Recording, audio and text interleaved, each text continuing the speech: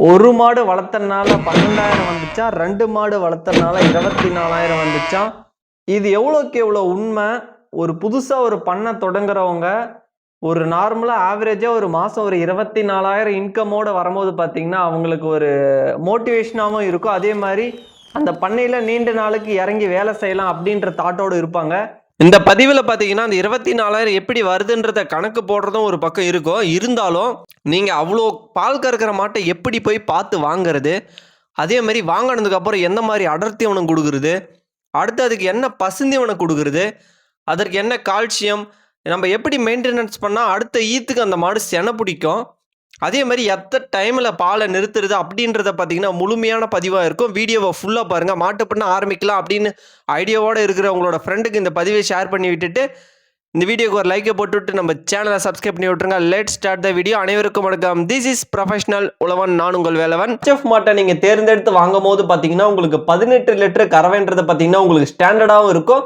ஒரு 6 மாத காலம் பார்த்தீங்கன்னா, நல்லா நிலையா இருக்கும். 2 HF மாட்டை வாங்கணும். நல்ல தரமான HF மாடை எத்தனை ஈத்து மாட்டை பார்த்தீங்கன்னா, நம்ம வாங்கும்போது 18 லிட்டர் கறவை வரும்னு பார்த்தீங்கன்னா, கட்டாயமா நீங்க 3வது ஈத்து மாட்டை தான் தேர்ந்தெடுத்து வாங்க முடியும்.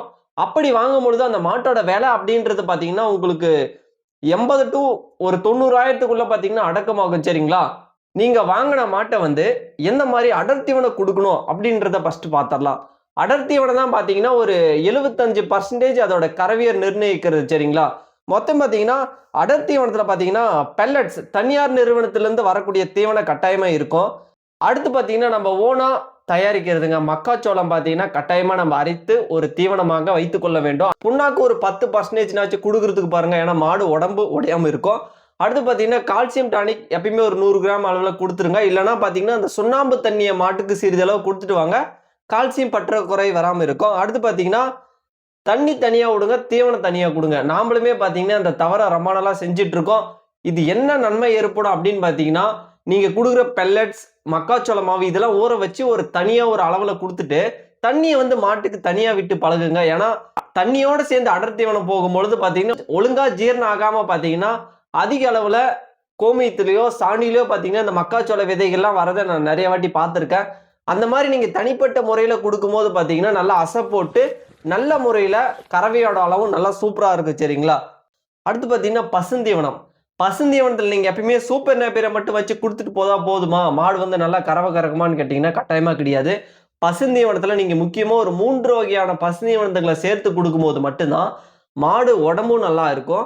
ஆரோக்கியமா அது நல்லா சாப்பிட்டுட்டு, கறவைய வந்து உங்களுக்கு ஸ்டாண்டர்டா குடுக்கும். நீங்க ஒரே பசுந்தீவனம் குடுத்தீங்கன்னா, கட்டாயமா நீண்ட நாளுக்கு அதே கறவை நிலைச்சு நிக்காது. சரிங்களா? ஃபர்ஸ்ட் வந்து சூப்பர் நேப்பியர் இருக்கிற மாரி பார்த்துக்கோங்க. அடுத்து மக்காச்சோள தட்டு கொஞ்சம் இருக்கிற மாரி பார்த்துக்கோங்க. இது 2ம் கலந்து காலையில குடுங்க. அடுத்து பார்த்தீங்கன்னா, இந்த சூப்பர் நேப்பியர்லயே பார்த்தீங்கன்னா, நெறைய வெரைட்டி இருக்கு. அதுல இந்த பச்சை தட்டுன்னு ஒண்ணு இருக்கும். அதுல பார்த்தீங்கன்னா, நார்ச்சத்துக்கள் அதிகமா இருக்கனால அத குடுங்க. மாடு வந்து பார்த்தீங்கன்னா, நல்ல ஆரோக்கியமா இருக்கும். அடுத்து பார்த்தீங்கன்னா, உலர் தீவனத்துக்கு வைக்கோல் உபயோகப்படுத்திக்கலாம். இல்லன்னா அந்த சோளத்தட்ட நல்லா விதைச்சு விட்டு, நீங்க நல்லா வளர்த்தி, அறுத்து, காய வச்சு பதப்படுத்தி குடுத்துக்கலாம்னு உலர் தீவனத்துக்கு ஆல்டர்னேட்டிவா நல்லா சூப்பர்பா இருக்கும். சரிங்களா? இந்த மாரி பசுந்தீவன மெத்தட பயன்படுத்துங்க. ஒரு HF மாட்டுக்கு நீங்க நல்லா 18 லிட்டர் கறக்கணும்னா, ஒரு நாளைக்கு 25 கிலோ பார்த்தீங்கன்னா, கட்டாயமா பசுந்தீவனம் குடுக்கணும். உலர் தீவனம் ஒரு 5 கிலோ குடுக்குற மாரி பார்த்துக்கோங்க. இந்த இந்த பசுந்தீவன முறைய நீங்க ரெகுலரா ரொட்டீனா எடுத்துட்டு போறதுக்கு உங்ககிட்ட பசுந்தீவனம் ஸ்டாக்ல இருக்க மாரி பார்த்துக்கோங்க. சில நேரத்துல பசுந்தீவன பற்றாக்குறை வந்துச்சுன்னா, உங்களுக்கு லாஸ் ஆவறதுக்கு அதிகமான வாய்ப்பு இருக்கு. அதனால எல்லா காலத்துக்கும் பசுந்தீவனம் இருக்கிற மாரி பார்த்துக்கோங்க. ஏன்னா, அடர் தீவனம் நம்ம அதிகமா வெளியில இருந்து தான் வாங்கி போடுவோம். ஆனா, பசுந்தீவனம் அப்படி கிடையாது. நம்மளோட சொந்த பசுந்தீவனம் உற்பத்தி செஞ்சு மாட்டுக்கு குடுக்கும்போது, லாபம் பார்த்தீங்கன்னா, நம்மளுக்கு கூடுதலாகவே பார்த்தீங்கன்னா, அதிகமா இருக்கும். சரிங்களா? இப்போ அடர் தீவனம் சொல்லியாச்சு. பசுந்தீவனம் சொல்லியாச்சு. இந்த கால்சியம் அப்படின்றது பார்த்தீங்கன்னா, சுண்ணாம்பு தண்ணி குடுங்க. இல்லன்னா, ஒரு நல்ல டாக்டர் பரிந்துரையின் பேர்ல என்ன கால்சியம் டானிக் மாட்டுக்கு குடுக்கலாம் அப்படின்றத கேட்டு, அதுக்கு எந்த அளவுல குடுக்கணுமோ ரெகுலரா குடுத்துட்டு வாங்க. மாட்டோட செனை பிடிக்கிறதுல பிரச்சனை இருக்காது. அதே மாரி இந்த பூச்சி மாத்திரை குடுக்குறது, அதெல்லாம் பார்த்தீங்கன்னா, டைமுக்கு டைம் பண்ணிட்டு வாங்க. அதுவுமே வீடியோ இருக்கு. சேனல்ல செக் பண்ணி பாருங்க. எந்தெந்த டைமுக்கு குடுக்கணும் அப்படின்றத டீட்டெயிலா பார்த்து குடுத்துட்டு வாங்க. அப்பதான் மாடு பார்த்தீங்கன்னா, அந்த செனை கரெக்ட்டா புடிக்கும். ஓகேங்களா?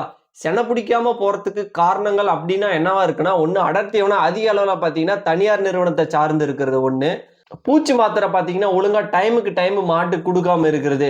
அடுத்து பாத்தீங்கன்னா இந்த அடர் தீவனத்துல இந்த அரிசி வகைகள், கஞ்சி காசி ஊத்துறது, கூழு காசி ஊத்துறது இந்த மாதிரி விஷயத்த அதிகமா செய்யும் போது பாத்தீங்கன்னா செனை முடிக்காம போறதுக்கு வாய்ப்பு இருக்கு. சரிங்களா? இதெல்லாம் கொஞ்சம் தவிர்த்துக்கோங்க. அடுத்து பாத்தீங்கன்னா ஓகே, இந்த பசுந்தீவனத்தையும் இந்த அடர் தீவனத்தையும் இந்த மாதிரி நீங்க மெயின்டெனன்ஸ் பண்ணிட்டு வந்தீங்கன்னா மாடுகள் வந்து பாத்தீங்கன்னா நல்லா சூப்பர்பா அதோட கறவையை கறந்துட்டு இருக்கு. சரிங்களா? சரிங்க, இப்ப பாத்தீங்கன்னா 18 லிட்டர் கறவை கறக்குது. நான் சொல்ற அடர் தீவனம், பசுந்தீவனம், உலர் தீவனம், கால்சியம் எல்லாம் கொடுக்கும்போது பாத்தீங்கன்னா 18 லிட்டர் கறக்குது. நம்மளுக்கு எப்படி அந்த 24,000 ரூபாய் 2 மாட்டின் மூலமாக லாபம் வரும்ன்றத பார்ப்போம். இப்ப பாத்தீங்கன்னா ஒரு மாடு ஒரு நாளைக்கு 18 லிட்டர் கறக்கும் போது நம்ம ஊர்லோட பாலோட விலை பாத்தீங்கன்னா 37 ரூபாய்ங்க. அப்படி இருக்கும்போது ஒரு நாளைக்கு அந்த மாட்டின் மூலமாக வரக்கூடிய வருமானம் பாத்தீங்கன்னா 666 ரூபாங்க. ஒரு மாசத்துக்கு அப்படின்னு பார்க்கும்போது 19,980 ரூபாய் அந்த ஒரு மாட்டின் மூலமாக வரக்கூடிய வருமானம். சரிங்களா? இதை வந்து பாத்தீங்கன்னா 2 மாட்டுக்கு இறுதியா பாத்தீங்கன்னா பெருக்கிக்கலாம். இப்போ ஒரு மாட்டுக்கு பார்க்கலாம். சரிங்களா? இப்போ ஒரு நாளைக்கு ஆகக்கூடிய அடர்த்தியான செலவு அப்படின்னு பாத்தீங்கன்னா நம்ம ஒரு நாளைக்கு பாத்தீங்கன்னா கறவைக்கு ஏத்த மாதிரி ஒரு மாட்டுக்கு பாத்தீங்கன்னா கட்டாயமா நம்ம 6 கிலோ அடர் தீவனம் கொடுக்கணும். பசுந்தீவனம் 25 கிலோ, உலர் தீவனம் இதெல்லாம் அளிக்கும் போது பாத்தீங்கன்னா பசுந்தீவனம் சொந்தமா இருக்கணும். உலர் தீவனமும் முடிஞ்ச அளவு சொந்தமா வச்சுக்கோங்க. அடர் தீவனம் வெளியில இருந்து வாங்கி போடும்போது பாத்தீங்கன்னா 180 ரூபாய் பாத்தீங்கன்னா ஒரு நாளைக்கு ஆகக்கூடிய செலவா இருக்கு. சரிங்களா? மாசத்துக்கு 5,400 ரூபாய் பாத்தீங்கன்னா அடர் தீவன செலவா இருக்கும். இப்ப பேலன்ஸ் பாத்தீங்கன்னா 14,580 ரூபாய் பாத்தீங்கன்னா நம்ம கிட்ட அமௌண்ட் இருக்கு. இதுல பாத்தீங்கன்னா ஒரு மாட்டுக்கு பெருசா செலவாகாதுங்க. ஆள் கூலி அப்படின்னு பாத்தீங்கன்னா 2,000 ரூபாய், மருந்து செலவு, மின்சார செலவு அப்படின்னு பாத்தீங்கன்னாலும் உங்களுக்கு ஒரு 12,000 ரூபாய் பாத்தீங்கன்னா அந்த மாட்டின் மூலமாக வரக்கூடிய லாபமா இருக்கும். இதே 2 மாட்டுக்கு பெருக்கினீங்கன்னா 24,000 12 12 சரிங்களா? இதுல நீங்க ஆள் கூலி என்பது பாத்தீங்கன்னா நீங்க அந்த இடத்துல வேலை செஞ்சா மட்டும்தான் இந்த லாபம் உங்களுக்கு கிடைக்கும். அதே மாதிரி இந்த கறவையை வந்து நீண்ட காலத்துக்கு மெயின்டைன் பண்றதுக்கு என்ன வழிமுறை அப்படின்னு பாத்தீங்கன்னா இந்த கறவைக்கு வந்து பாத்தீங்கன்னா நான் 6 மாசம் கேரண்டி கொடுப்பேன். 18 லிட்டர் கறக்குது அப்படின்னா நீங்க 6 மாசம் இந்த கறவை இருக்கும். சென ஊசி போட்டதுக்கு அப்புறம் கறவையோட அளவு 18ல இருந்து 15 வரும். 15ல இருந்து 12 அப்படி கீழே இறங்கி நீங்க கறவையை நிறுத்திட்டு அடுத்த 2 மாசத்துக்கு அப்புறம் கன்றுன்ற பிறகு இந்த மாட்டின் கறவையின் அளவு பாத்தீங்கன்னா 18ல இருந்து 21 மாறும். உங்களுக்கு லாபமும் அதிகரிக்கும். அந்த மாதிரி கறவை குறைஞ்சி பால் நிறுத்துற நேரத்துல இன்னும் ஒரு 2 மாடு வாங்கிட்டீங்கன்னா உங்களுக்கு இன்கம் வந்து ரொட்டேஷனா வந்துட்டே இருக்கும். உங்களுக்கு லாபம் பாத்தீங்கன்னா ஓரளவு ஸ்டாண்டர்டா இருக்கும். லாஸ் ஆகாம உங்களோட பண்ணையை நீண்ட காலத்துக்கு எடுத்துக்க முடியும். இப்படிதான் நீங்க பண்ணையை டெவலப் பண்ணிட்டு போக முடியுமே தவிர ஒரே மூட்டுக்கு 10 மாடு 20 மாடுன்னு வாங்கினீங்கன்னா கட்டாயமா நஷ்டமாயிடும். ஓகேங்களா? ஓகேங்க, இந்த பதிவு பயனுள்ள வகையில் இருந்திருக்குன்னு நினைக்கிறேன். இந்த பதிவை இதோட முடிச்சுக்கிறேன். அடுத்த பதிவில் சந்திக்கிறேன். விடைபெறுவது அன்பார்ந்த உழவன். நன்றி, வணக்கம்.